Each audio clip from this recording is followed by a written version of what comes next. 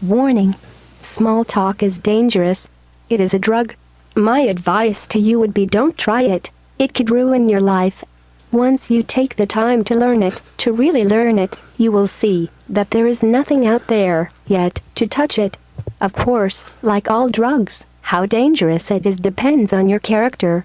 It may be that once you've got to this stage you'll find it difficult, if not impossible, to go back to other podcasts, and, if you are forced to, you might become an embittered character constantly muttering acerbic comments under your breath. Who knows, you may even have to quit the podcast industry altogether, because nothing else lives up to your new expectations. Welcome. We're excited to have you aboard the Small Talk Podcraft. We appreciate your attention. Matt and John will now engage you in polite conversation about unimportant or uncontroversial matters. Hello, everyone. So, we just had to get the public service announcement out there. You've been warned. I'm Uncle John, or John Ferrello. I am Matt, and you're John, and this is the Small Talk Podcraft. So welcome, viewers. I'm glad that you clicked the link and you're here. And now that you're here, you might as well stay for a little bit. And we want you to meet our new guest, Nate. Hey. Hey, Nate. He's here to talk about the hand. Yeah, so for today's show, we have a friend of mine, Nate. I met him through Capoeira here in Buffalo, and he's also a professional barista and a handpan enthusiast. And for our viewers who probably don't know what a handpan is, it's been called the instrument of the 21st century. So welcome, Nate. Thank you for coming on the Podcraft with us. Yeah, thanks for having me, guys. Clap.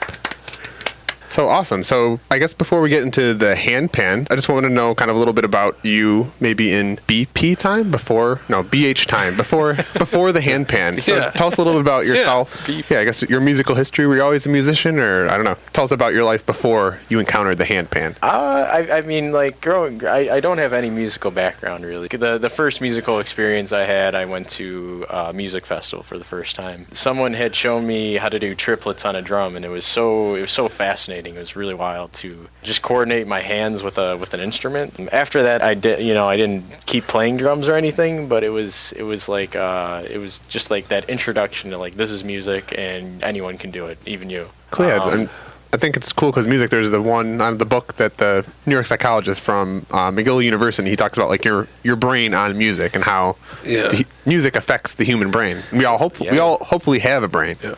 And we're all like, we're percussions ourselves. Our heart is constantly beating. Our lungs are constantly moving in and out. And when we move, percussion, becomes part of the universe and vibrations and all that. But when was the first time you heard the handpan?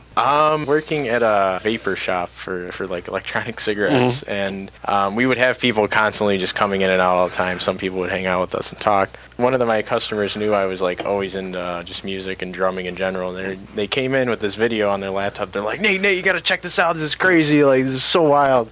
Her name was Monica, actually, to put that out there. Yeah. Thanks, Monica. Yeah, seriously. So she kind of came in with it, and she showed it to me. I was like, wow, this is really wild. The sound is so captivating. It's like you can close your eyes and you feel like you're walking through like this magical forest even. It's a very rich sound. Yeah. It's very, very natural too. Yeah.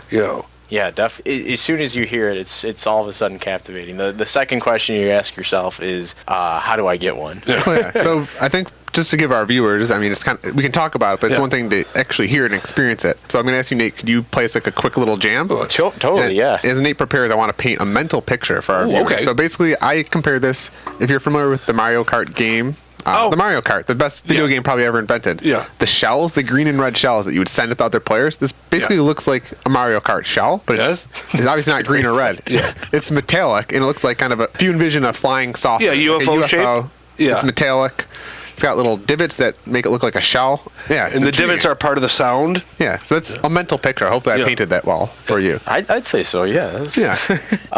So this is a handpan made by Jacob Lee. He lives in Pahrump. I think that's Nevada. Okay. And it's so he made it. It's a B Celtic minor. So it's got a very in-depth sound to it. It's very Celtic-y. Surprise. like Irish. Yeah, Irish. Like you can do a little jig with it. Oh, cool. It's very deep though.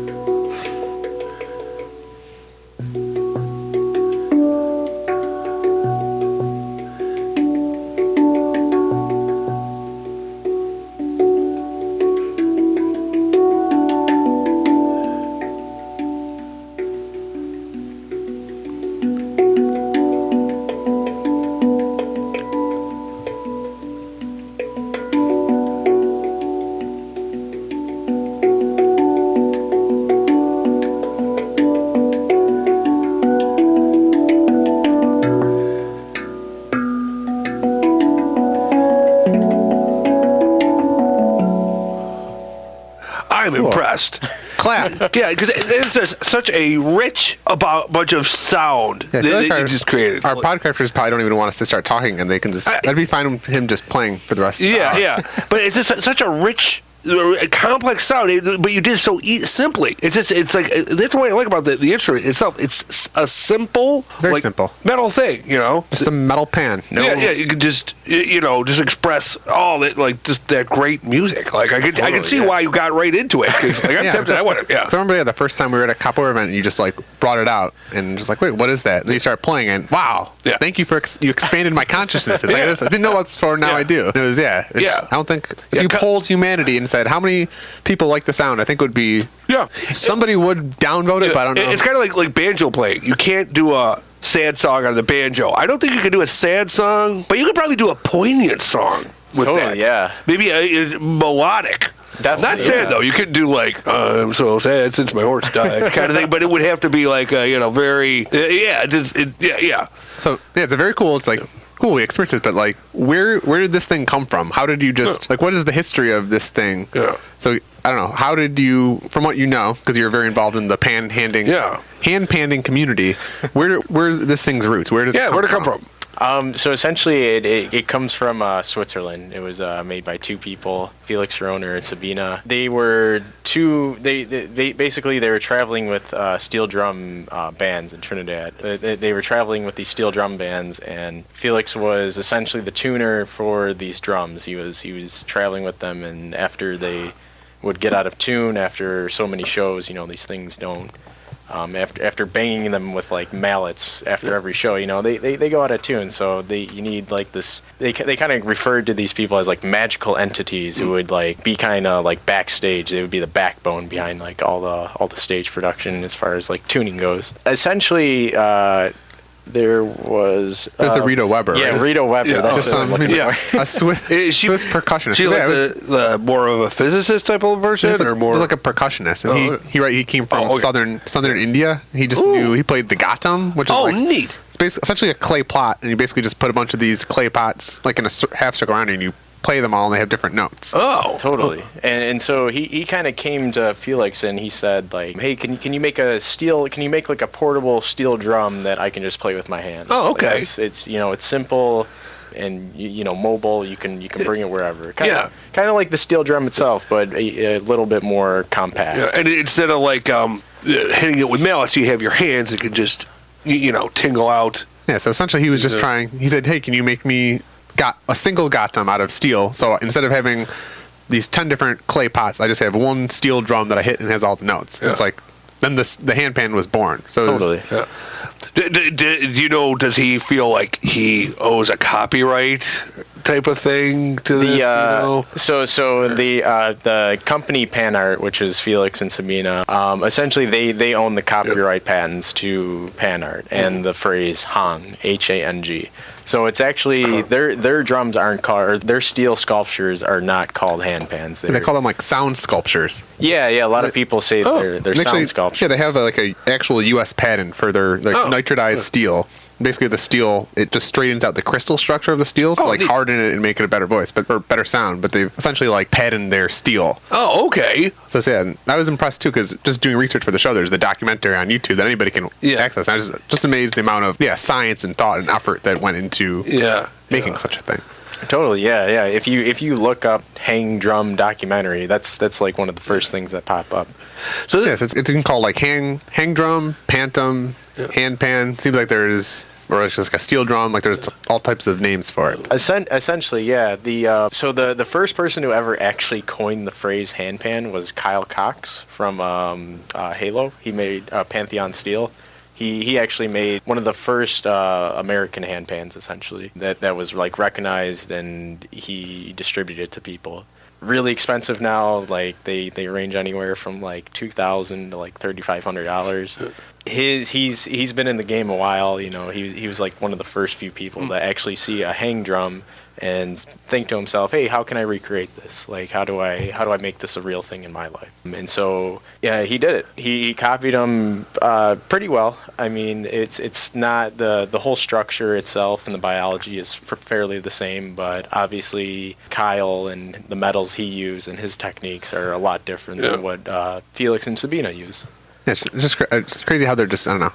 Every kind of industry or every type of thing is like building new knowledge of things piling on. Yeah. Because then the Felix, he got his inspiration from like the steel drums of Trinidad and Tobago, and they were like developed by slaves who were like not allowed to do percussion, like African percussion. So they started using like the oil barrels. And it's just like, oh, this was like a steel pan, and then it went to Switzerland, and the steel pan virus infected Switzerland, and then you did this idea come from the Gotthams. Yeah, it's great how people could make music out of nothing, like the slaves where they had nothing. Okay, you're gonna take away my music. I'll find how to. I'm gonna make music. That steel drum can make. That steel oil barrel can make. It's music. Gonna come, and then it will just. But then it goes to other places, and it mutates, and different people start competing.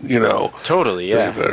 Yes, it's crazy what I don't know the effects of music on your brain. Because even the past 2 weeks when I was doing my panhand research at work, I've just been like looping panhand music. Oh, okay. Like, and in my cubicle, and like, I might be all like angsty. I'm in a cubicle. I don't want to be here. But like the handpan music, really just makes it nice and mellow. So it tames my brain. So my brain makes it okay to be in a cubicle, an unnatural setting. As an artist, that's why I love you guys, like musicians, because they make stuff that really medicine for the mind. That people it can be recorded, and it could chill somebody out. It could, if your brain's in a bad place, and just lift you up, and just totally, in a positive way, change the moods of countless people. Where do you think in the future? Where's this thing going to go? This is relatively new. It's made in, I think you said 2000. Yeah. So we're still like the very beginning. It's a millennial instrument. Totally, yeah. It's been it's less than 20 years old at this point. We're just kind of coming around the corner to 2 decades worth. But this is a really huge topic in the community: is where is this thing going? To be able to sit here today, and even the past 3 years I've kind of been involved. It's just ever expanding from the people who make it, where it comes from, the steel that it's made out of. Carbon nitrated steel used to be the standard. That was the big thing. And now everyone's switching over to stainless steel, it seems like, because it just has it reverberates a lot longer, and it's shinier, it's a lot more rust resistant. But I mean, it depends on what you're trying to go for as far as like what you want in your handpan, and that's up to the maker, and I think that's the coolest part about it. Yeah, because I can even see, I don't know, applications for like music education, because when you think of like modern music education, you're in like 3rd or 4th grade. Someone arbitrarily assigns you an instrument, you can get the euphonium or some crappy instrument, and then you play it for a year, and you're like, oh, this is crap, I don't want to play anymore. You focus on technique, whereas this handpan, it's very, very simple. So it seems like, what if every child on earth had a handpan? And someone who's vowed never to have kids, I gotta say this: if I did have kids, not biological kids, artificial. If I did have kids, I'd want them to have a handpan rather than like a drum or a drill or whatever they have, or like a tuba or like an obaw, where they used to listen to them suck in their bedroom for like 3 years. It's like just because it's just so melodic. It's like So tell me a little bit, Nate, about like your process, because you said like if we had met you or talked to you 3.5 years ago, you wouldn't have considered yourself musical or like a musical, at least a player of like instrument. And now 3 years later, that sounds incredible. So take me a little through the process of how did you go from A to B? Like what kind of things have you studied or inputs that you've put into your own musicality and development? Definitely. I mean a lot of like so I kind of started with like the drums a little bit, just like hand percussion. That that didn't lead anywhere obviously, and I tried other instruments like the guitar or like the flute. The strings on the guitar always like hurt my fingers, so I was like never really get into it. But I don't know. Yeah, I guess if I didn't have if this instrument didn't exist, I wouldn't be here, and I wouldn't be as musically inclined as I am now. Yeah, because it seems like now you're kind of studying music, like theory and notes and stuff. Totally. So to be a good handpaner, what's something you would recommend? I don't know, people study, or how do you develop? For someone, even myself, I played the string bass 5th and 6th grade. And for people that haven't played string bass in 5th or 6th grade, it's extremely boring because it's bum, bum, bum, bum. So yeah, I lost interest. But yes, is someone that now I'm an adult, work in a cubicle, I don't play any music. But if someone that is maybe sitting in a cubicle and very frustrated with their job, is there a way to? and I want to express myself through music, what type of things should they kind of? Yeah. How would you start out developing your hand pan abilities? I guess where my first breakthrough in the hand pan, I guess, was really just like learning chords. So I guess even like you don't have to be a music theory master to play a hand pan. You don't need to be it for any instrument really. But I guess the single most important thing is just like creating a melody with just like simple chords, like simple chord structure. Yeah.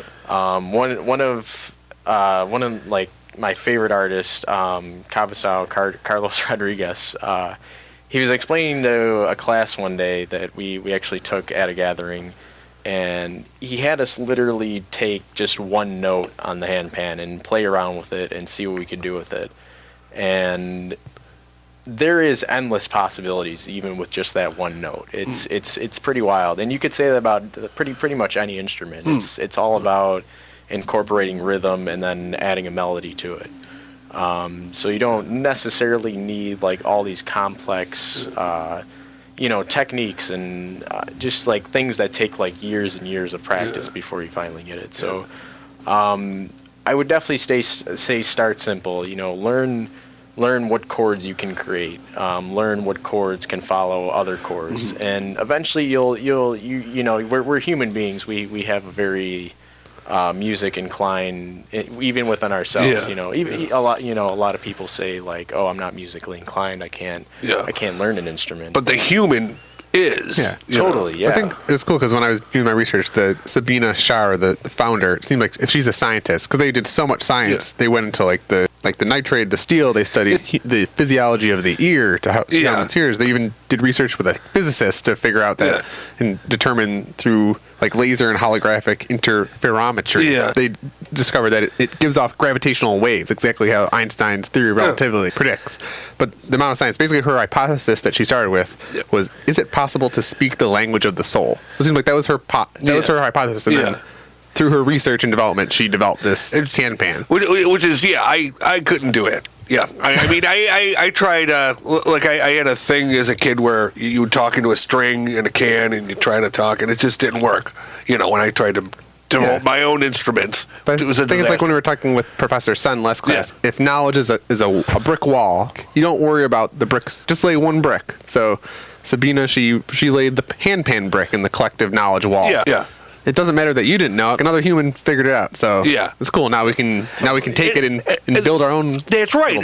Anybody can use it. Anybody. She did the physics on it, and they researched the design, and it all. Yeah, the pattern. Yeah, like literally, when you watch the documentary, they just literally 30 billion hits with the hammer. That's all they did was just develop this instrument every day. Yeah. that was what that was the real hand pan making process. Yeah, I respect. It's all machines now. Yeah.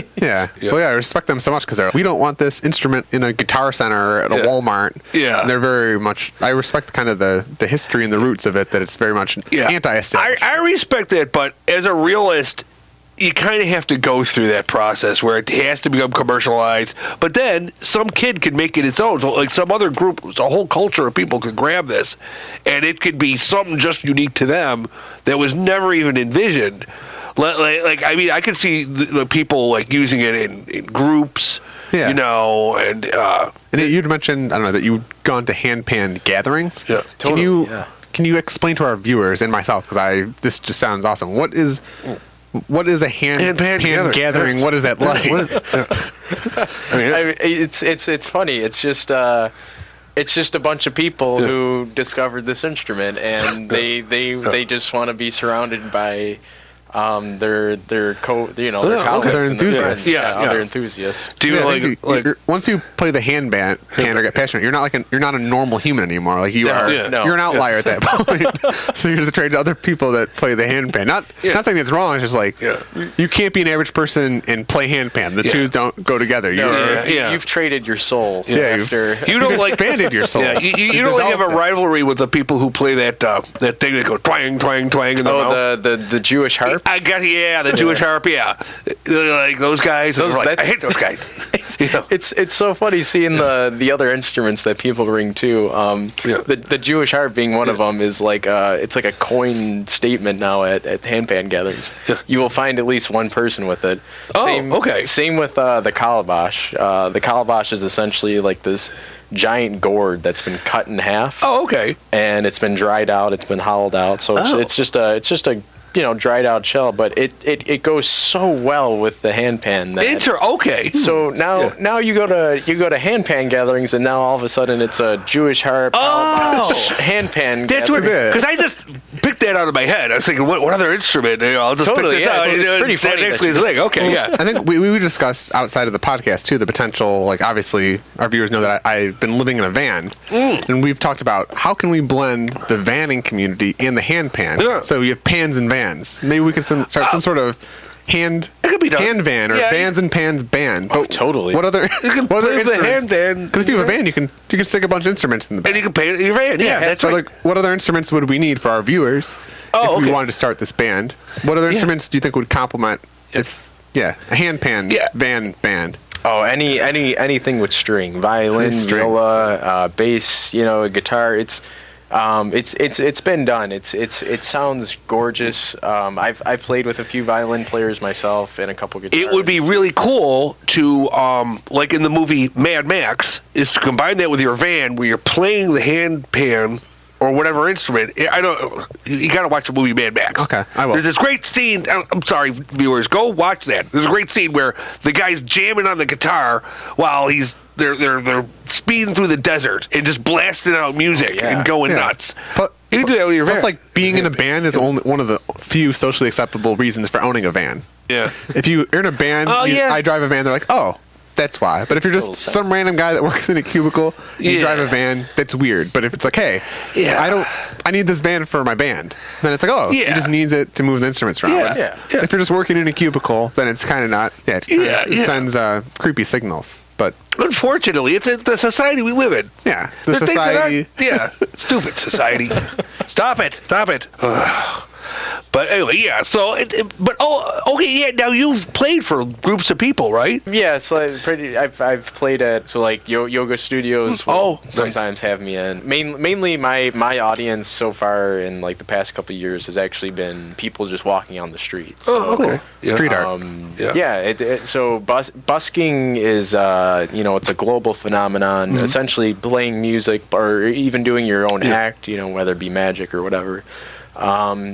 The freedom to be able to take your personal device of expression and bring it to this uncoordinated, unplanned space is it's amazing, really.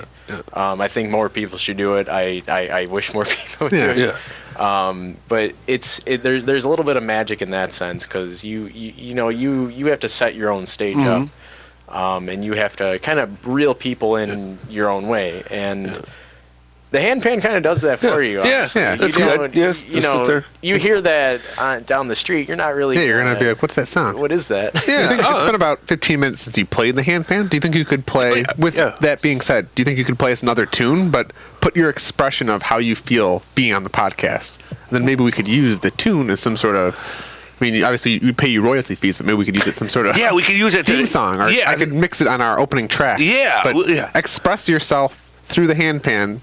But express yourself of how you feel about our of how I feel about about the podcast. Sure. I actually got well, I guess I should do this. So you have three different handpans. This is your top-notch handpan. Yeah, this is the Axiom I had.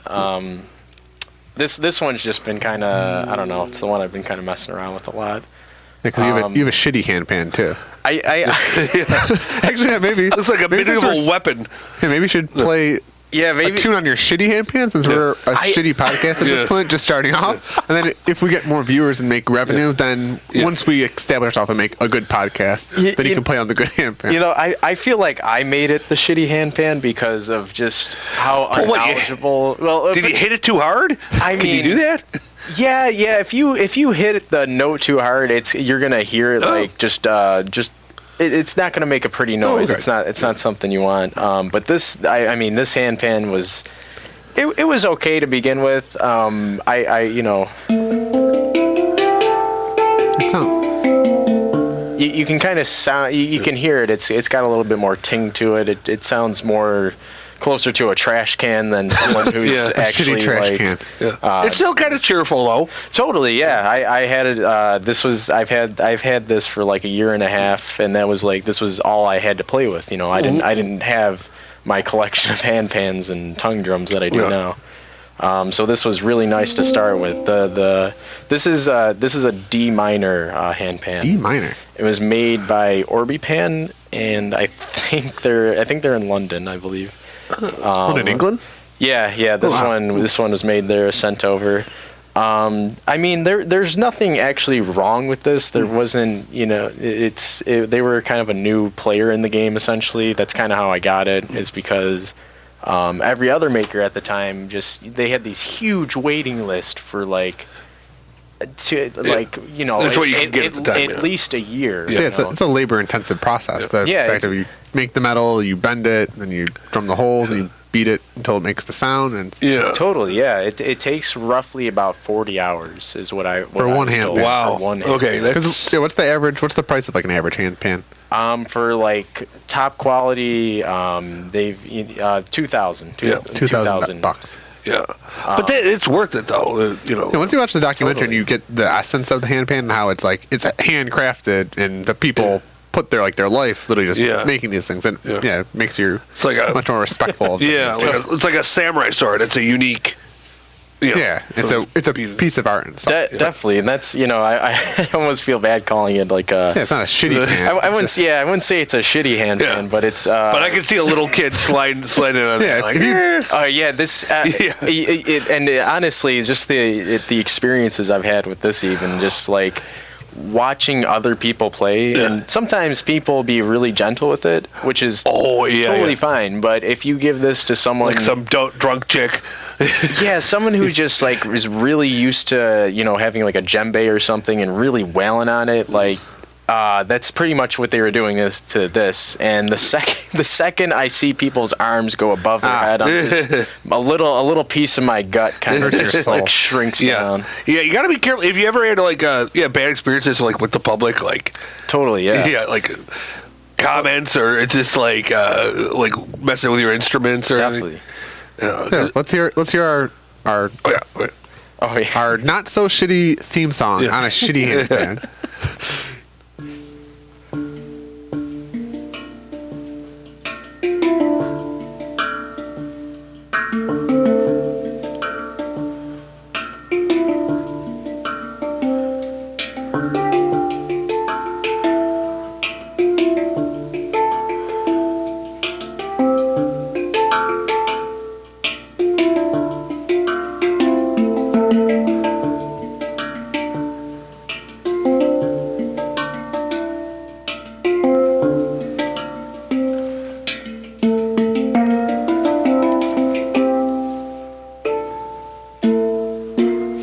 Awesome. Thank you. Clap. Yay. So I heard in that expression, basically the beginning started off as if the viewers, they click the link, they're listening to it, then they're kind of, for the first part, they're like, should I listen to this podcast? But now they've just been transported into a magical world. Yeah, the percussion galaxy. In the solar handpan universe. On planet shitty handpan. But they don't know it. But it doesn't sound shitty. It's like whoa. It sounds. If that's shitty, that's great shitty. Yeah. So there, public. Well, no, I'm not starting with you guys. Don't worry. No problem. I guess that's one of the topics people kind of get into too. Is what's a handpan worth? And where's the line? How do we tell from? Is this would I give that So I paid $2,000 for that instrument when I first got it, and it obviously sounded a little bit nicer when I first got it, but I wouldn't say that's worth $2,000 compared to the other handpans in the communities that are being made. Yeah, well, there's depreciation costs, and the technology is improved. I'm sure since you bought that original one. Yeah, that's something to look forward to. I know, with electronics, there might come a day where maybe you can get something like a top of the line now for a couple $100 because they're coming up with new technologies, and as they become more popular. Essentially, yeah. I mean, the whole handpan process of it being made, it could be replicated by machines. I'm not saying it's impossible. It's just. But purists won't like that. It's not very likely. It's you can only do so much machine work before you actually have to sit down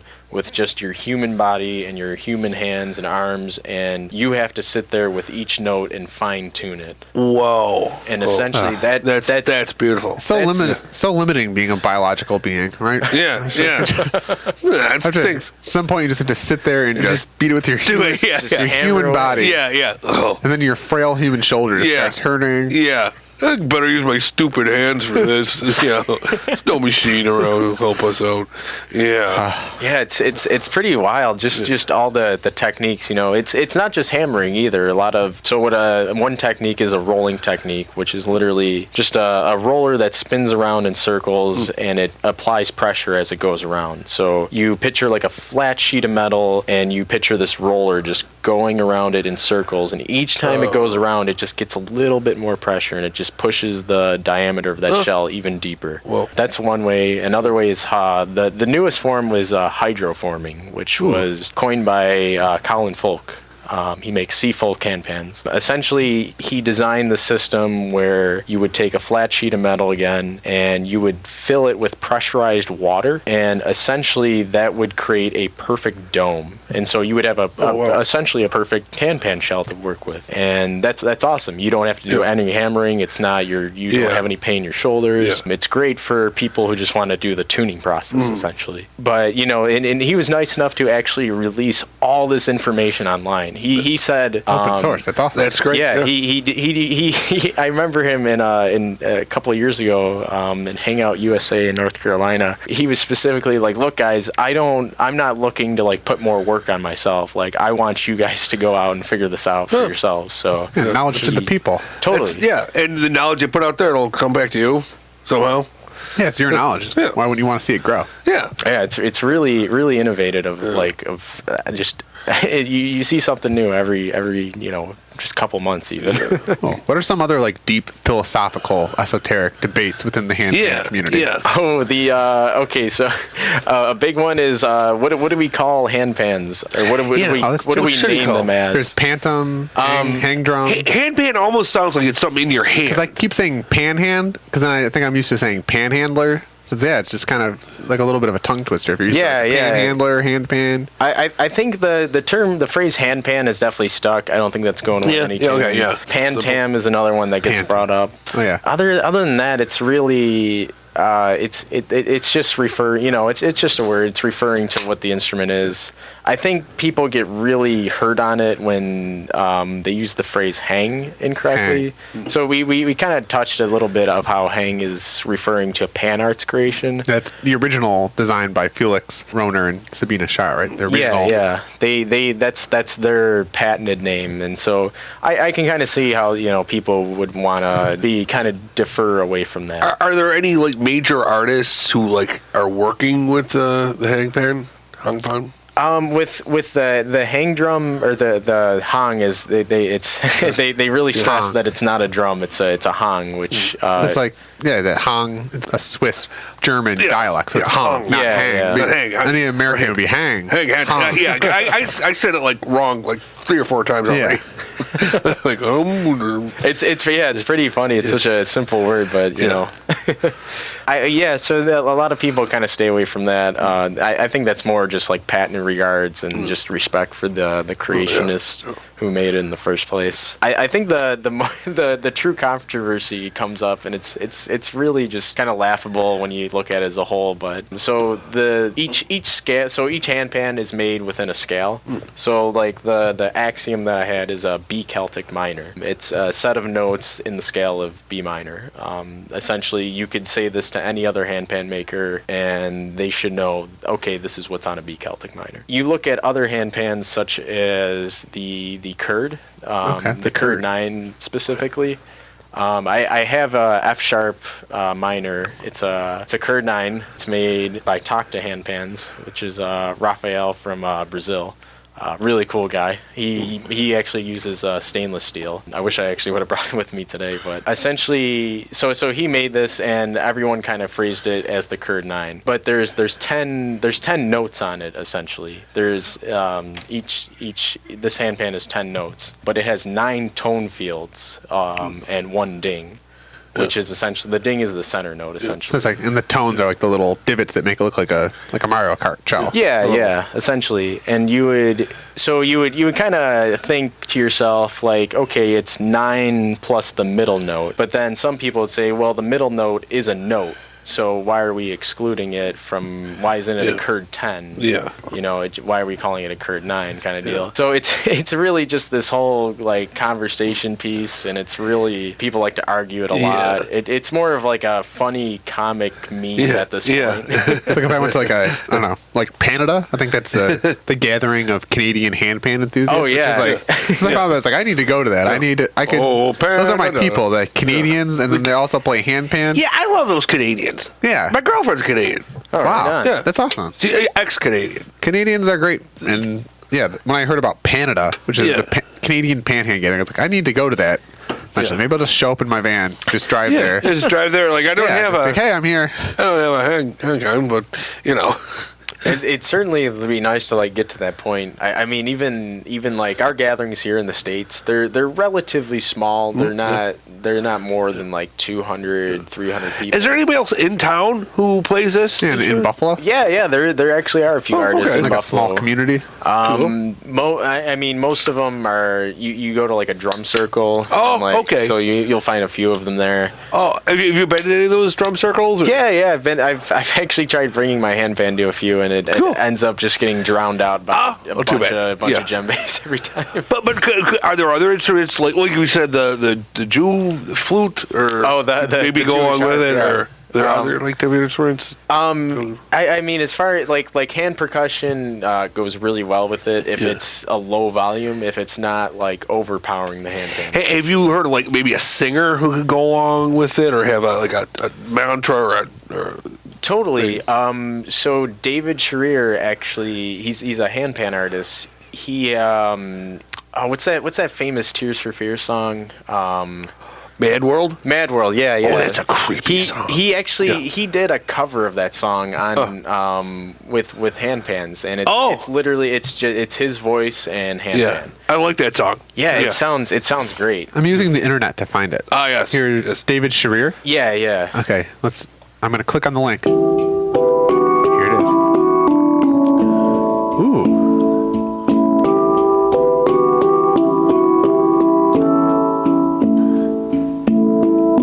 All around me are familiar faces, worn out places, worn out faces, bright and early for their daily races, going nowhere, going nowhere. I feel like that song is about people working in cubicles. They're like, Every time I listen to it, I'm just like, oh my god. people on their morning commutes on their cubicles. You gotta maybe put some curves in there. Maybe you could put up like something so there's get rid of the edges of your cubicle so it's more like Just knocking these walls down. Yeah, just wonderful. But yeah, at least maybe it's just like working in cubicle. Yeah. But I think that's how I identify it. But you could have any other aspect of your life where you're not happy. And I know. They're all working for the man. Yeah. Thing. But should be out playing handpan. Yeah, really. Yeah. There's another song that I like that was in the documentary that I'm gonna try to find. But it's by like this. Does it have the artist on there at all? And where? This is in here. Yeah, of the intro song. This is Hadauk Trio. Oh, right on. So this is like Yeah. this was in the documentary, but this is like a sweet beat. I was like one day at work I was looping this song. This guy he was like a drummer in some band in the 80s that was big, and he's just like totally screw the percussion, I'm gonna go straight into handpan. And yeah, this is his like jazz trio.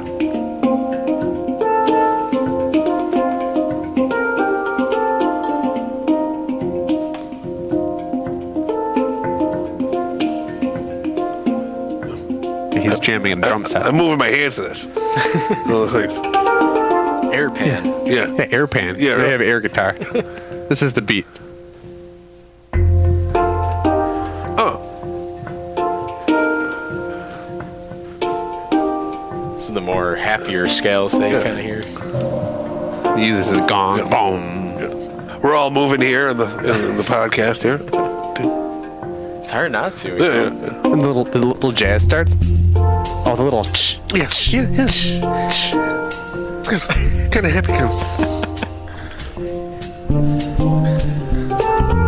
The bass in the back is sick. Yeah, there you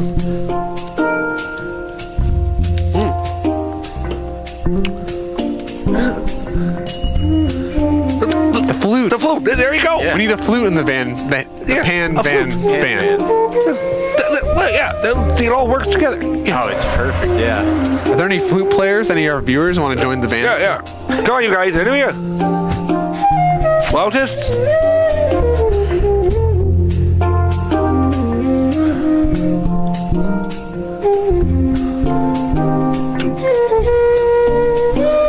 Yeah. Anyway, that song was on loop on my computer for about 4 days. Oh, okay. Yeah, I can see why. That's a good. Yeah, What is the name of that? Exactly. Hadouk Trio. Hadouk Trio. Oh, cool. Centaurea. Centaure. Oh, okay. So our listeners could, Yeah. go. That's in the documentary. If you watch the Pang Art documentary, which is where I got so much knowledge Yeah. of the history, Yeah. was in there. But yeah, that song, it pushed me through my cubicle work. Yeah. Wow. And the spreadsheets and filling out the numbers It and the brought you data. to the whole new magical realm. Yeah, I was in a magical realm. Yeah. So anybody walking by was in a dry cubicle. Yeah. Just a guy with headphones, but in my brain. It's all green, like raindrops and jazzy. Yeah, I was sounds, jamming. Forest. Yeah, it sounds very much like a Zelda or like be a great like video game background music. Yeah. Oh yeah. That's it's starting to make its way slowly. It's and anytime musicians like handpan music gets used in like a commercial or something, they'll like immediately post it on like Facebook or something. Be like, hey, check it out. It's on I my could see gear." it being used in films, and eventually I could see it like being in like major Couples therapy. couples therapy, maybe. Yeah. Oh yeah. You know. It's very it's definitely made its way into the sound healing community Yeah. as well. Yeah. It's Oh, okay. So, no, super if huge. every child on planet Earth, as part of their human education in school, was given a handpan. Yeah. I don't know, maybe first grade. Yeah. I think Imagine that. Yeah. We'd all be better off. I think, the parents of the world would thank people.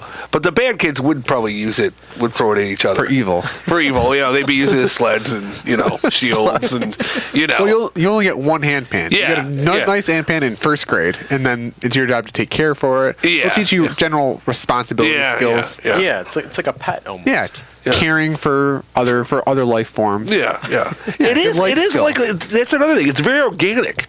Oh yeah. Yeah, it's very, it is like it's like a living thing that can make, vibrations. These, they can go out in the universe. It's the maker's energy, really. Yeah. It's all embedded in there, and Yeah. it's all there for you, and you get to witness their creation. And Yeah. Well, I go back to the hypothesis that the Sabina, the founder, had is can you speak the language of the soul? And this was her. I don't know if she was say yes, but yes, you can. This is Okay. this is the language of the soul. this is it. This is what it sounds like. Yeah, because it's just crazy even too when you just read about just the science that goes on the waves, and you're actually creating gravitational waves Yeah. out into the universe. Yeah, and other things can see that, like the Yeah. spirits. This is what I always heard, that the spirits like music. I mean, it's kind of trippy, but like spirits. the good spirits, the bad spirits don't like music, and so you're creating positive energy. It goes out through space and time. It's good. I can't see them not liking music. Yeah, The spirits. yeah. Yeah, especially that. I Yeah. mean, the hand. Yeah. But Nate, where would you personally? Where do you see yourself like going with this instrument? Are you do you want to? I mean, besides making the pan van band, Yeah. where do you sell? Like, are you trying to be a hand pan, or are you just kind of going with the flow? Or where do you see yourself personally? I don't know, going with the hand pan. It's a work in the I would say I see myself being a professional handpan player.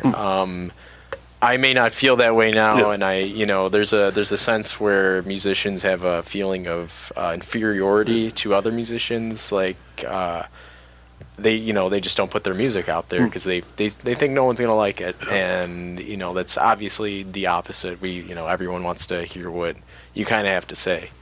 But yeah, I would like to kind of be involved in this in as much as I can in Buffalo. I'd like to start the scene and kind of get more people involved, essentially. Could you see yourself in like a band, maybe with like Yeah, the Pan Van. Yeah. Band. Yeah, because like some jazz guys are like, yeah, I play the bass. Yeah. Every band needs a van. I already got And you one, could, so might as well. so you have the van, I have the van. the hand pan. Because when you said increasing, I don't know, the pan hand pan yeah. scene. So you could drive in Buffalo. I'm in because Yeah. it was You drive just your- starting this podcast. I'm gonna ask Nate because the hand pan is really cool. I think it'd be a cool thing to like talk to with him about. And it slowly, as I got into research, been like, nope, I want to play this thing. Yeah. So it evolved from like me kind of interviewing Nate about the pan, but like, no, I want to do this. Yeah. So at least we're too strong. Yeah, too strong. Yeah. Oh man, yeah. We just need a little bit of maybe a drum player and A drum player. maybe like a harp. A harp. Okay. Yeah. So viewers. Oh, viewers, I know somebody who plays a harp. I'll have to send her a little link or something. Do you play the harp, viewers? Yeah, viewers. Any of you out there? Maybe you're strumming along there. Is anyone listening? They're out there. I can hear them. They're out there. Yeah. I'm still not sure anyone is actually listening. Essentially, at this point, we're about 15 minutes in. I don't think anyone's listening. No, anymore. they're out there. They're like probably. I think they turned it off. No, they're not. No, they're hanging on every word because they never know what's going to happen next on this crazy show. A cat could come into here and like give birth, which has happened actually, before. it kind of one that segues us into kind of the next portion is we're trying to build this podcraft. We're trying to launch it off the ground. Yeah. And I've actually created through advanced technological A development. big sandwich. I created us a Gmail account. Oh, okay. Oh, So if you email Not a us sandwich? at smalltalkmattjohn, that's smalltalkmattjohn@gmail.com, you can subscribe to our show. And we will email you, once you subscribe, yeah. we will email you links to our latest show, even our detailed research notes that the show. Yeah. And let me tell you, the user interface design on these notes are top notch. It is. It's incredible. It's like a diagram. You're looking into the mind of God. Wait till you Looking into the mind of God. Wow, that's a lofty title. But wait till you see the user interface design of my show notes. Yeah. You will be thoroughly impressed. That's good. Those are really impressive. Top-notch notes. Yeah. So yeah, subscribe. We'll send you links, and then maybe in the future, And then- once we get money, people start paying us because John lost his job. I lost my job. So we need to start making money.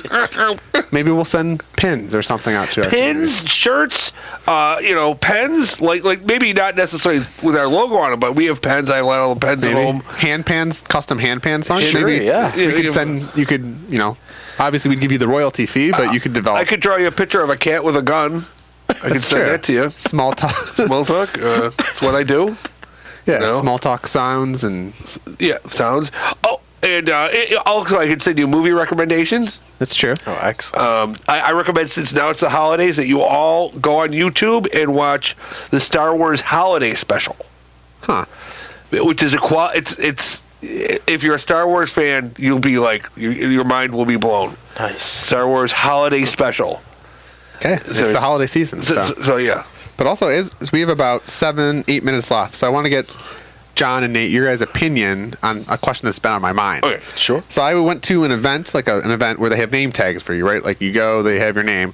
When you get the name tag, where do you place it on your body? Because some people go left chest, some people go right chest, some people are ballsy and go right in the middle of their chest. Other people are like down by their hip. So what's the right way to wear a name tag at a public event? For me, you know what? I have the bizarre, like, almost revulsion of putting it on my chest at all. It's default is left chest. Default is loud. But part of me rebels against Rebel. that. And I'd like to put it like on, if I can, at my your hip. At my hip. I know that's wrong. I feel like dead center. That's like pure rebellion.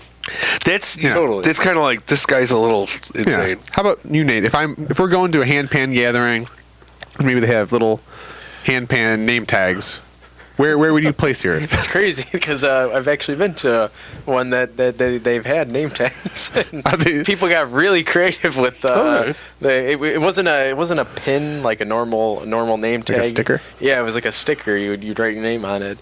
And people were swapping names. They were putting on their forehead. Some people had multiple names on their chest, so you didn't really know who they were. It was absolute madness. See, because I was very constrained. I thought I was limited to my clothing, Yeah, but I didn't realize if you're putting on your arms, On your friends. You can put it right on your forehead. I think where you put your name tag says a lot about you as a human. Totally, yeah. If you're like left, it just says, It hey. says your name. Yeah, but if you put it left chest, it just says, hey, I'm following, Yeah. I don't challenge normal authority. guy, yeah. If you put on your forehead, that says, hey. Yeah, it says, should I follow this person? Or It just should I says, run away? I don't care about the rules. I'm breaking rules. Social norms. You've already established yourself in Yeah. the room. Yeah. But it's some crazy stuff. Yeah. That's just on my mind. Oh, So, okay. That's a good question. Yeah. It's something, there should be a standard protocol. Maybe in third grade, they should teach you where that goes. Yeah. They certainly didn't teach me. That was never enforced. Okay. As a former answer man, Yeah. let me throw out some answers there for some people. Yeah, that's why I brought questions. for Okay, you. that's a good. Okay. Also, yeah, users, if you email us questions to our Gmail, Yeah. we might include them on the show. Yeah. We think they're good. Okay. Another thing, viewers, I have to proclaim something. Another thing to proclaim because I am the answer man. Remember, if you guys are into ramen noodles at all, it took me a lifetime to figure this out. Go to the Asian store where you get a better brand of ramen Authentic, noodles. yeah. And you get a bigger variety. Because for years I ate the animal ramen noodles, like an animal from like Tops. That's nothing. You're eating like salt and paste. But if you go to the Asian stores, they have the best ramen noodles. Ooh. I swear to God, you're like, oh, this is like... Yeah, at handpan gatherings, what's like the cuisine at a handpan gathering? Oh. Do you eat ramen noodles or? They're no ramen noodles. I don't think, anyways. Oh, okay. There's actually a particular name, Chef D from he actually makes Mackay hand pans. Who? Chef D. He's like a crazy cool guy. He cooks a lot of he gets invited to handpan gatherings to actually cook a lot of the food there. It's really good. Nice. And if you ever have the pleasure of going to a handpan gathering and Chef D is making your food, there will be a bottle of creamy basil. It's like a dressing. Oh. Put that on just about everything, and your So meal is Chef great. D's creamy basil. Creamy basil. That is the Top handpan notch. staple of any handpanner's Oh, okay. diet. Anytime somebody asks me what I'm eating, it's just covered in creamy basil. I see. So Ooh. the strength and conditioning program of a handpanner includes that. Oh, It's okay. like a post hand panning session. It sounds Creamy D's good. creamy dressing. It's like a healthy ranch almost. Ooh. Oh, I want to go out and get it now. I've tried to recreate it millions of times, and But he knows. never. Yeah, Okay. I gotta ask him next time I see him. Nate, as we close the show, do you have any final thoughts for our viewers? Maybe someone that's an aspiring hand panner. Where should they go? What should they start? What should they do? What's their call to action? Cool. If I wish I would have had I would have done my research essentially. Research. You are the research. You're the knowledge. Yeah, essentially, I when I was younger and I didn't know anything about hand pans and like who the makers essentially. It's a real confusing world out there. More so today, just because there's so many more makers. If you want to get a hand pan, it's relatively easy nowadays. But at the same time, you don't know if you're getting ripped off or not. That's true. A lot of knowledge kind of comes from the community. The community is going to help you, particularly if you have Facebook. Just search handpan community, and you'll find a few good dedicated groups. And you can literally type any question in there, and you'll have at least 20 responses by the end of the day. So don't feel discouraged. I know these things are like not cheap, and you wanna take your time when it comes to picking one. I know But nothing comes for free. No. These things are made with love. It's a lot of hard work. These guys have spent years and years trying to perfect it. You know, don't rush it. Just be patient. Talk to people, I would say, is my biggest advice. Go to hand pan makers' websites. Read the about section. You know, see where they're coming from. And email them and talk to them, like, because you know they're normal people. They're not corporate chain stores. You know, just because you have $10,000 and you demand a handpan doesn't mean they're necessarily going to make you one. You know, you gotta communicate with these people, just like we are. That's in the small cool. talks. Yeah, I think, I don't know. It'd be cool to see a handpan podcast here. I don't know. I'm going to keep pushing you. If we're going to continue to be friends, I'm going to keep pushing you to start a handpan podcast on Think Twice Radio. Yes. Because I think people don't want to listen to people talk. It'd be cool just to turn on the radio and just hear an hour of handpan. Totally, yeah. Or, help people through the... I could see, like, streaming channels of, like, handpan. We need to push this into the collective human consciousness about handpans. Yeah, okay, you people. We're pushing it now. Now. So awesome. So we are about to close. I'm going to ask Nate, do you think you could take our audience out with some jam? Totally, yeah. And please go as long as you want, or just express yourself with hand panning. Right on. So thank you, Nate, and thank you, viewers. Thank you so much for tuning in. We appreciate you. Yeah. If there is anyone still listening to our show, we understand you. We think, we do. We're the ones. Listen to us. Yeah. Plus, and email us. Email us with ideas, because I think it's very rude. Who are we to tell you what our show's about? Yeah. Send us ideas. What do you want to see on the show? That's dictatorship. Us telling you what our show's about. Yeah, that's right. It's about you. This is about you. This is your podcast. This isn't our podcast. Yeah, this is not ours.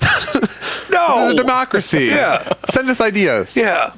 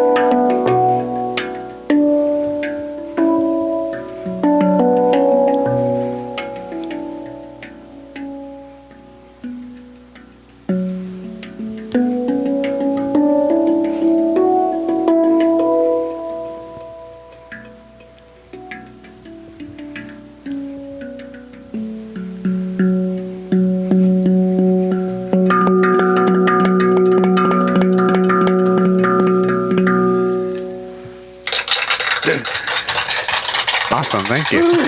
Thank you, guys. And thanks for tuning. That's what you get for staying to the end of our show. Yeah, thanks. That stuff. Yeah. Okay. Great. Okay, bye. Bye, folks. Okay, bye. Keep wearing pants. Okay, bye. Bye. Okay, bye. Bye. Bye. Cool. Awesome. Thank you. That was sweet. Yeah, I think it was good. That was nice. Yeah. Killer. Yeah. Epic. Yeah, that was Team. We did. We're a team. We did it. Yay, team. Yeah. Awesome. Thank you. Oh boy. Yeah, that was fun.